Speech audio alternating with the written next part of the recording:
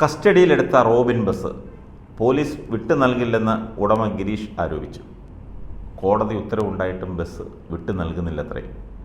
RTO നിർദ്ദേശം ലഭിച്ചാൽ മാത്രമേ ബസ് വിട്ടു നൽകൂ എന്നാണ് പോലീസ് പറഞ്ഞതെന്ന്.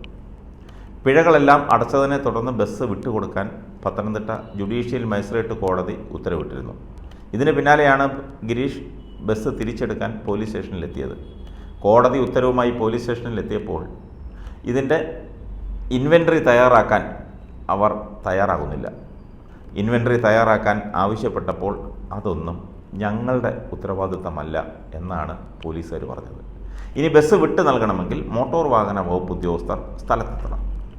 പിഴയായി 82,000 രൂപ അടച്ചു. ഇവർ എനിക്കെതിരെ ആരോപിച്ച കുറ്റം എന്താണോ അത് കുറ്റമല്ലെന്ന് ഹൈക്കോടതി ഉത്തരവിൽ കൃത്യമായി പറയുന്നുണ്ടെന്നും ഇപ്പോൾ ഉണ്ടായ സംഭവങ്ങളെക്കുറിച്ച് പത്തനംതിട്ട കോടതിയിൽ കൃത്യമായി പറഞ്ഞിട്ടുണ്ടെന്നും ഗിരീഷ് പറയുന്നു. അങ്ങനെയാണ് ബസ് വിട്ടുതരാൻ ഉത്തരവ് വന്നിരിക്കുന്നതത്രേ. എന്നിട്ടും ഇത് എങ്ങനെയെങ്കിലും പരമാവധി താമസിപ്പിക്കണം എന്നാണ് RTO ഉദ്യോഗസ്ഥരുടെ തീരുമാനം. അതാണ് അവരുടെ ആവശ്യവും. അത് അവർ നന്നായി ചെയ്യുന്നുണ്ടെന്നും ഗിരീഷ് പറഞ്ഞു.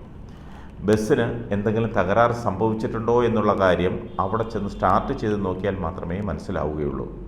ബലമായാണ് അവർ ബസ് പിടിച്ചുകൊണ്ട് പോയത്. ഒരു സാധനം പോലും അവർ എടുക്കാൻ സമ്മതിച്ചിട്ടില്ല. ഹൈക്കോടതി സർവീസ് നടത്താനാണ് പറഞ്ഞിരിക്കുന്നത്.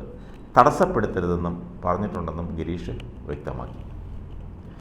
കഴിഞ്ഞ മാസം 23-ാം തീയതിയാണ് RTO ബസ് പിടിച്ചെടുത്തത്. അനധികൃതമായി സർവീസ് നടത്തിയതിനാണ് നടപടി.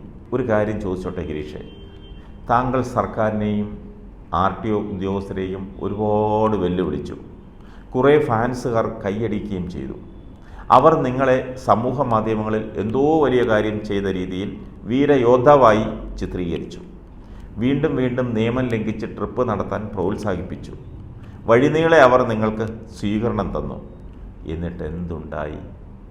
ഒടുവിൽ നിങ്ങളുടെ ബസ് പോലീസ് കസ്റ്റഡിയിലുമായി പിഴയും വന്നു. വൻ തുക പിഴയടയ്ക്കേണ്ടിയും വന്നു. കോടതിയും കേസുകളുമായി കയറി ഇറങ്ങി ആ വകയിലും ഒരുപാട് തുക ചെലവായി. ഇപ്പോൾ ഫാൻസുമില്ല, സപ്പോർട്ട് ചെയ്തവരുമില്ല. അനുഭവിക്കാൻ നിങ്ങൾ മാത്രം. അനുഭവിച്ചോ? നിങ്ങളല്ലേ അനുഭവിക്കുന്നത്? നിങ്ങൾ മാത്രം. ഇതൊക്കെ ചെയ്തു വെച്ചിട്ട് കിടന്ന് മോങ്ങിയിട്ട് വല്ല കാര്യവുമുണ്ടോ?